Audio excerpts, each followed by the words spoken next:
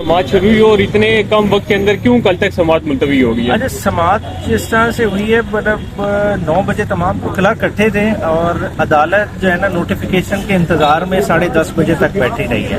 اور اگر آپ دیکھیں تو عدالت کا 23 والا آرڈر بھی انٹیکٹ تھا جس میں پروڈکشن کا آرڈر کیا ہوا تھا کہ سپرنٹینڈنٹ اڈیالہ جیل نے خان صاحب اور شاہ محمود قریشی صاحب کو پیش کرنا تھا. پھر 28 تاریخ کا آرڈر اس کے بعد ہوا. اس آرڈر کو سیٹ اسائڈ نہیں کیا. نہ 28 تاریخ کو دونوں اکیوز کو پیش کیا گیا، نہ آج کے دن پیش کیا گیا، اور ایک دفعہ پھر سے التوا میں مقدمے کو ڈال دیا گیا کل کے لیے.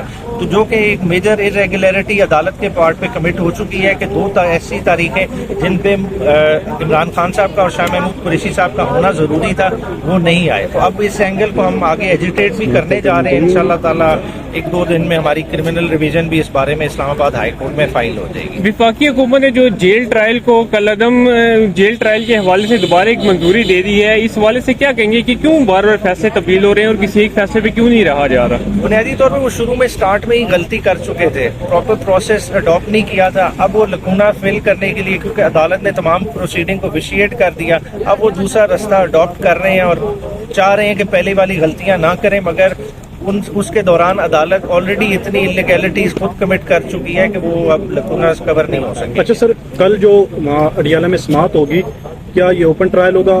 وکلا کو اور فیملی کو اور اس کے ساتھ میڈیا کو وہاں پہ ایکسیس ہوگی اور موبائل کی بھی ایکسیس ہوگی یا نہیں؟ جی کلیئرلی اوپن ٹرائل ہے، اس پہ جیل مینول نہیں اپلائی کرے گا.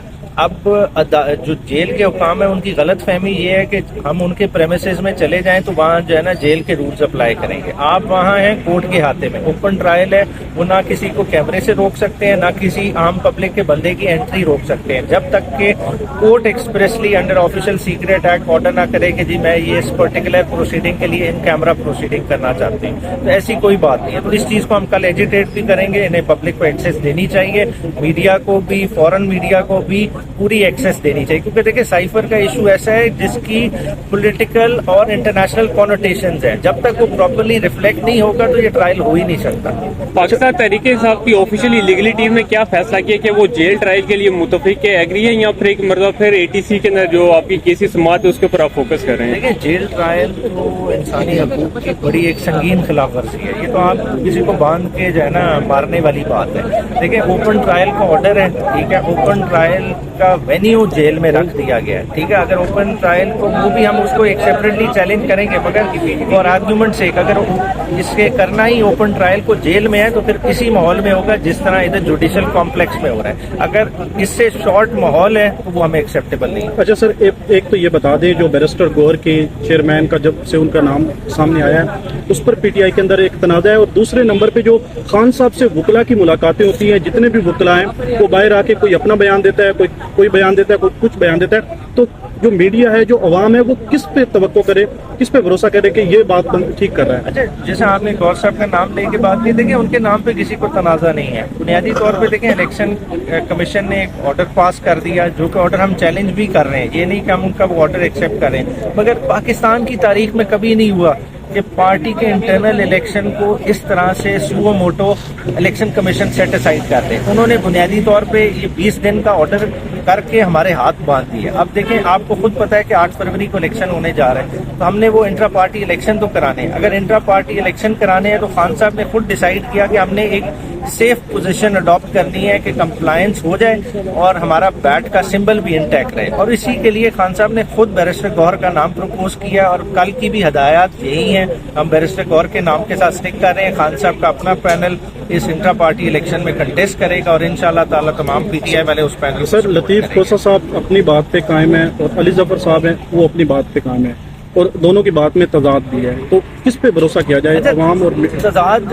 کیونکہ میں نے دونوں کی اس کا اسٹیٹمنٹ نہیں سنی، مگر یہی ہوگا کہ جو علی ظفر کہہ رہے ہوں گے کہ بیرسٹر گور کو نامینیٹ کیا ہے. اب مجھے نہیں پتا کہ لطیف کھوسہ صاحب نے ایگزیکٹلی کیا کہا ہے. میری انسٹرکشنز یہی ہیں کہ بیرسٹر گور ہی کینڈیڈیٹ ہیں چیئرمین شپ کے آن بہاف آف عمران خان صاحب. اچھا سر، یہ بتائیں کہ سائفر کیس کے علاوہ جو القادر ٹرسٹ کیس ہے جس میں زیادہ خان صاحب کو انوالو کیا جا رہا ہے اور بشرا بی بی کو بھی انوالو کیا جا رہا ہے، گزشتہ روز لیگل ٹیم کی طرف سے نیشنل پریس کلب میں ایک پریس کانفرنس کی گئی اور اس میں یہ کہا گیا کہ القادر ٹرسٹ کیس بہت سادہ ہے.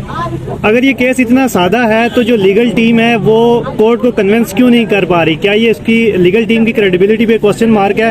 اگر تو وہ کورٹ کو سیٹسفائی کر رہی ہے تو پھر کورٹ فیصلہ ڈیلے کیوں کر رہی ہے؟ ذرا دو چیزیں کلیئر کر دیجیے گا. القادر کا ہے نا، ابھی دیکھیں پری ٹرائل پروسیڈنگ چل رہی ہیں، ابھی تک القادر کا کیس چلا نہیں ہے. اس میں دیکھیں گے آپ کہ بشرا بی بی پری ارسٹ بیل میں، خان صاحب کی ریمانڈ کی پروسیڈنگ چل رہی تھی اور ریمانڈ میں تفتیشی افسران اپنا مواد اکٹھا کر رہے تھے، اور اسی دوران آپ نے دیکھا کہ سپریم کورٹ میں ایک رپورٹ جمع ہوتی ہے جہاں پہ مشرق بینک والا ڈسکلوجر آتا ہے کہ ڈائریکٹ مبشرہ ریاض نے پیسے ٹرانسفر کیے ہیں to the account of Supreme Court, بیچ میں اور کوئی اس طرح سے انوالومنٹ نہیں ہے. تو وہ اس آسپیکٹ کی بات ہو رہی ہے. اگر آپ فائنینشلی دیکھا جائے تو ایک ٹرسٹ کا معاملہ ہے، ٹرسٹ میں کوئی یا تو ہو نا کہ ہم نے الزام یہ ہو کہ عمران خان صاحب نے اس پیسے سپریم کورٹ کے جو پیسے آئے اس میں سے کوئی پیسے لے لیے، ایسا کوئی الزام نہیں ہے. نہ ہی الزام یہ ہے کہ وہ پیسے سپریم کورٹ میں کیوں گئے، جانب گورنمنٹ آف پاکستان کے اکاؤنٹ میں تھے اور اس کے عوض یہ پراپرٹی لے لی. وہ دیکھیں پراپرٹی ٹرسٹ کی پراپرٹی ہے، وہ ملکیتی عمران خان کی نہیں ہے. عمران خان کا ایک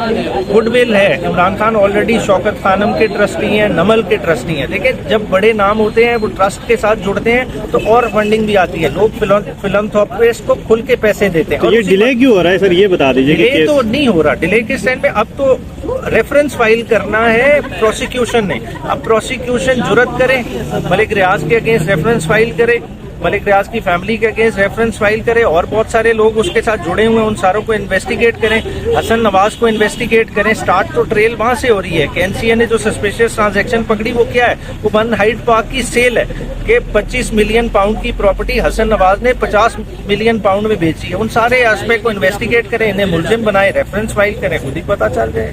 شکریہ سر. میں نیازی صاحب لاسٹ کوشچن ہے، آپ جتنے بھی لیگل ٹیم ہیں عمران خان کی، آپ ایک اکٹھے بیٹھ کے پریس کانفرنس کریں لوگوں کو جو کنفیوز کا شکار ہیں، تاکہ ایک متحد نظر آئے. پارٹی ایک ایسے دھانے پہ کھڑی ہے تو بہت مشکلات ہیں پارٹی میں. بہت اچھا مشورہ ہے، اس پہ ہونا چاہیے بالکل. اس کا جواب کے لیے دینا بہت ضروری ہے، یہ بہت اچھا مشورہ، آپ کا مشورہ بائے کرتے ہیں. میں آج ہی پارٹی کو سجیسٹ کروں گا کہ وہ کور کے سامنے یہ رکھیں اور ڈیزگنیٹ کریں اور تمام جو لیگل ایشوز ہیں ان پہ ایک ہم سم اپ دیں.